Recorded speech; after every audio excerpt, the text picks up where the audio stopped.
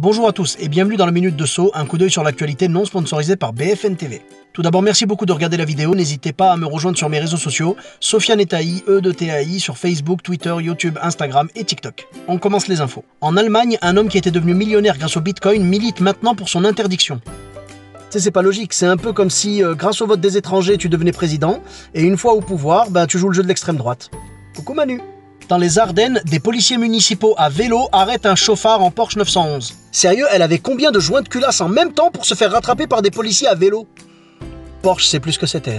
Le tennisman numéro 1 mondial Novak Djokovic a donné son nom à une nouvelle espèce d'escargot. Les chercheurs ont dit qu'il voulait rendre hommage à son énergie et son enthousiasme.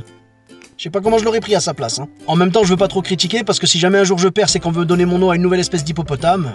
Aux États-Unis, un avion de la Seconde Guerre mondiale se pose en catastrophe sur une plage bondée. Sérieux, il avait combien de millions de litres de kérosène pour tenir depuis la Seconde Guerre mondiale? En fait, il participait à un meeting aérien et il a dû se poser en catastrophe suite à une avarie technique. Mais Dieu merci, ni le pilote ni les personnes au sol n'ont été blessées. L'article n'indique pas en revanche si ce sont les deux policiers municipaux de l'histoire de la Porsche qui l'ont forcé à se poser. Dans les Landes, une cagnotte a été lancée pour sauver Chouan, un bœuf labour de 13 ans. Elle a été lancée par son éleveur qui souhaitait lui éviter l'abattoir. Je trouve ça beau cet élan de solidarité, c'est très bien et je suis même prêt à mettre la main à la pâte. Ceci est un message pour son éleveur, je suis prêt à l'accueillir chez moi et puisque vous avez l'air plein de bonne volonté, je suis même prêt à vous laisser choisir la sauce.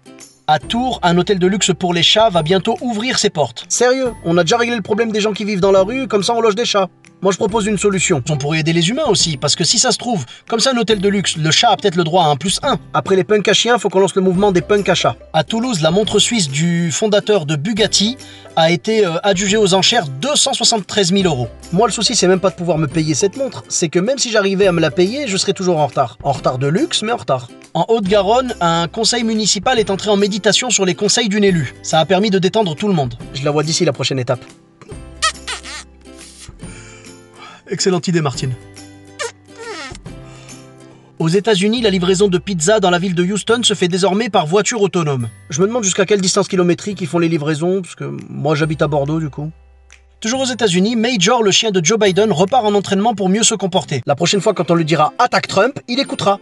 La Fédération française de la loose a élu le logo le plus moche et il appartient à un club de football en Moselle. Le logo représente la fusion entre une vache et un ballon de foot. Je comprends qu'on puisse mal le prendre parce que c'est vrai que dans le football, c'est pas souvent des vaches, c'est plutôt des chèvres. On embrasse les équipes concernées. À Paris, à 21 ans, un homme a grimpé les 210 mètres de la tour Montparnasse à main nue. Il a mis seulement 49 minutes à le faire. Moi, je suis même pas sûr de mettre 49 minutes à monter les escaliers. Je vous le dis tout de suite, je serai pas le prochain à réaliser cet exploit. Au but de Chaumont, une fête sauvage a été organisée et tout le monde a critiqué cette mesure sans geste barrière ni masque pour tout le monde, sauf Florian Philippot qui sur Twitter a dit « Bravo, magnifique ». Ok, pas de souci Florian, écoute, si t'es chaud, on vient tous faire la fête chez toi, y a pas de souci, et on amènera à manger. En clin d'œil à ton passé, on te laisse le choix, couscous ou tagine. En Allemagne, une infirmière qui avait fait tomber par erreur un flacon de vaccin Pfizer a injecté à 6 personnes de la solution saline pour masquer sa maladresse. Elle avait raconté son erreur à une collègue qui l'a dénoncée à la direction. Deux choses à retenir à propos de cette info. Premièrement, ne jamais vous confier à vos collègues, ils vous balanceront. Deuxièmement, la bonne nouvelle pour eux, c'est que la solution saline, c'est complètement inoffensif, à l'inverse du vaccin. Toujours en parlant du vaccin, un médecin installé à Mulhouse a fait une vidéo pour expliquer qu'il jetait des flacons entamés d'AstraZeneca parce que les gens refusaient de se faire vacciner. Non mais les gens, vous y mettez pas du vôtre, si vous risquez quoi avec l'AstraZeneca? Bon, la mort, ça va, c'est pas non plus... Gérald Darmanin annonce une campagne de sensibilisation contre les drogues avant la fin de l'été. Alors je vois tout de suite les amateurs de jeux de mots venir, l'article n'indique pas si ce sera au mois de juin.